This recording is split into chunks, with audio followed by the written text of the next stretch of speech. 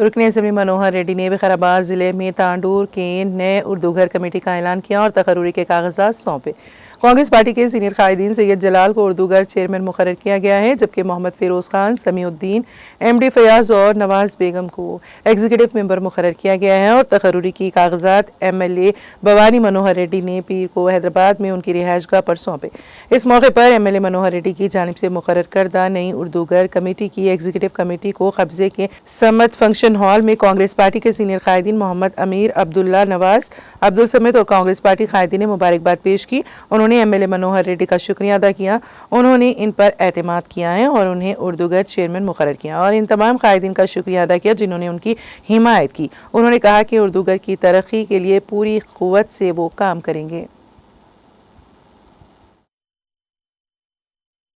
रहमतुल्लाहि व बरकातुहू। अल्लाह का शुक्रिया अदा करता हूँ कि मैं आज इस पोस्ट मेरे को आने की वजह से और तमाम साथियों का भी शुक्रिया अदा करता हूँ और हमारे MLA साहब का भी बहुत बड़ा शुक्रिया अदा करता हूँ और हमारे सिन्हा रेड्डी अन्ना का भी बहुत शुक्रिया अदा करता हूँ